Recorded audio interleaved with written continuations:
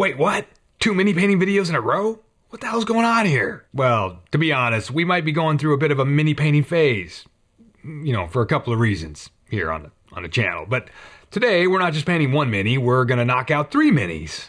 I know, I get it. It's not that big of a deal. Not in this day and age of YouTubers, professional painters knocking out entire armies in 24 hours and things like that. Something I will never, ever do. But hey, to me, it's all just, you know, it's putting a dent in the pile of opportunity. And, you know, it's all like in service of playing some Rangers of Shadowdeep scenarios with friends.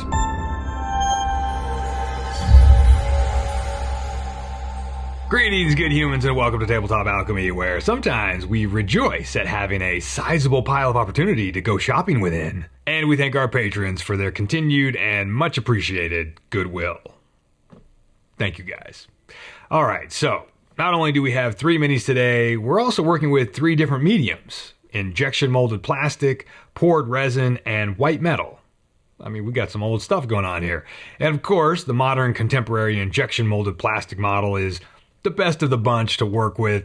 There's no contest. But each of the sculpts is pretty great regardless, so, you know, there's that. All right, so I'm going to try to blitz through these figures today because they're just kind of speed painted, sort of, and I just don't know what kind of value there is to be shared here other than, you know, my enthusiasm for painting minis, and hopefully that's inspiring to you guys to paint some minis. So anyway, to start with, we've got an Ogre from the Warhammer Cursed City box, and he's been sitting fully zenithal primed in the primed and ready display case. It's right over there for, well, I guess it's been a couple years because he's been sitting in primer since basically that game originally came out. I still have quite a few figures to paint out of that box, but, you know, we'll get there. Hopefully. So I mentioned that there are a couple of reasons why we might be going through a mini painting phase on the channel, and one of those is that I've actually got some games coming up to be played, you know, which we all know is awesome, because actually playing the games we dig is typically a victim of adult schedules, right? But aside from that, I do really enjoy painting figures, and I've got, just like you, hundreds to try to get to before I get on that celestial elevator off the planet. And while I'm working on other things that are somewhat stressful, I've been training myself to take refuge in sitting at the painting desk instead of in front of the TV. I've always gotten a kick out of painting miniatures. I love painting miniatures. I know sometimes because of projects I'm working on, I don't get to paint them as much as I would want to, and I often go sit in front of the TV and play a video game or watch TV to de-stress, and now I'm kind of leaning into the miniature painting to kind of cover that base for me, which doubles as far as like getting something done, but also allows me to dig into the pile of opportunity and pull things out, which is always awesome. I mean, it's at this point, I mean, it's literally like going shopping in a hobby store for me. Like, I'm just like, oh, wow, look, I forgot I had that miniature and this one. So I'm just trying to share the experience, maybe inspire you to get some fun out of you. Wow, I don't even know why I'm telling you what you should be feeling. You probably feel great painting miniatures, that's why you do it. Now, if you can't tell, I did not really write a script for this. I just sort of wrote bullet points. I thought I would try that technique too. You know, try something new every time. Okay, now here's where we're gonna encounter something I haven't seen before. I got some Express Color, this tan skin, and I thinned it with some of the Express Color medium, and it went down initially very clumpy for some reason. Like, it just sort of clumped up as I was putting it onto the miniature. I don't understand what's happening here. I had to wipe it off. I added a little more medium and tried to make sure it was mixed up properly in the palette, and then I went back to putting it on the model, and it worked a little better, but then it started clumping up again. And I don't know, I'm just confused at this point. So I used some water on the brush to kind of clean it off, the raised areas, and then you could see right here, it started tearing off layers of skin tone. And then it tore through the purple. So I kept going with the tan skin Express Color just to match up the rest of the skin tone on the model, and kind of just because I was morbidly curious to see if it would tear up any more spots of paint. I even went back over that same arm again to add the color back in that I had kind of wiped off. Now this black spot where the paint tore, my only thought was, I mean, I guess now that's going to be some kind of scar. I mean, yeah. So I went in with this medium rust color with the idea that it Might be like some kind of tortured skin color, and I just used like hash marks to kind of create this scar idea, and I dotted in some leather brown that I had on the palette from the leather parts just to darken it down. I'm not sure how well this worked, but you know, it's what I did. Knowing here how I'd have to go back after a matte coat to retouch any metallics I put down, I decided to be proactive this time. See, I do learn. Sometimes. It just takes me years. Anyway, I ultra matte varnished the whole figure before doing any of the metallics. Now, one thing I wanted to point out here is this weird vase canteen thing. This I just left in the raw look of the Greasy Black Express over the original Zenithal primer. I just thought it had a kind of a really neat, like, stoneware look to it, and so I just left it as is. I could see putting a little bit of transparent color over it to tint it like blue or green or red, but this gray look, I don't know, I just thought it was a cool textured finish that I don't know, I just liked it, so I left it, and I just kind of wanted to point that out. And here's a first and last look at Army Painter's Fanatic Metallic Weapon Bronze. I put it on a couple of the big buckles on the leather belts and then threw it in the trash because it has the typical clumpy nonsense that I really dislike in metallic paints. So because I'd thrown that in the trash, I continued on with my trusty scale color Dwarven Gold, which just lays down much nicer and smoother, and I highly recommend the Scale 75. I do think their metallics, their colored metallics, are very smooth and probably the best that I've used so far. Anyway, just for some variation in the gold, I also used Vallejo Metal Color Gold on these little neck rope trinkets. It's much paler, but you can add washes or tints to warm it up, or saturate it as much as you want, which I did with some Skin Ink, which is just a rusty color. And I also used that as rust on a bunch of the other dark steel parts because it was there and ready to go. Now this Skaven Plague Monk is a Forgeworld model, so it's pretty crappy quality resin, but the sculpt is very cool. It kind of almost makes up for it. Now you can see that it's been airbrushed in some different colors, and I specifically did this after watching Ninjon's recent video on speed painting. He is obviously a much better airbrusher than I, and I used my, $25 G Master airbrush and some inks and some Army Painter airbrush colors. And hey, it's my first try at putting some colors down through the airbrush, so it is what it is. And here's the metal miniature I mentioned, which is a Hill Giant from Reaper Minis, which I bought like 7 years ago when I first returned to the hobby and didn't even know about all the wonderful advances in plastic miniatures. I mean, literally, I had no idea. I mean, you don't know what you don't know, right? I mean, I'd been out of the hobby for a quarter of a century.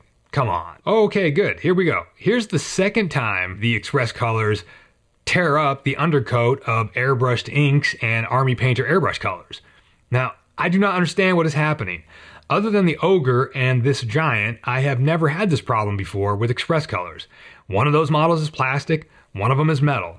One had an airbrushed Zenithal primer coat entirely of Stynylrez that had been sitting for at least a year or two, and the metal one had a brush painted primer coat of Stynylrez and had been sitting for 3 days. Now in the last video I painted the Lord of Blights, and it had a brushed on primer coat of Stynylrez a day before painting it, and I didn't have any problems with the Express colors. Now both of these tearing incidents have occurred when I put a lot of Express medium in the paint. So maybe the medium is doing something weird? I don't know. I used a lot of medium on the Lord of Blights and it didn't tear anything up. So, I don't know. I'm at a loss here, and I suppose some experiments are in order, but not today. Now, the way I got back into the hobby was because of my then girlfriend. And, girlfriends are typically how you learn about all kinds of new stuff, right? I mean, be honest. She's also the person who introduced me to modern Lego. So, at the time, probably around 7, 8 years ago, she was into collecting pop figures. I actually own a select few pop figures now because of this. I have a pop figure of I Love Lucy because they did it in grayscale, which I thought was pretty cool. And I have a pop of Zero from the Nightmare Before Christmas.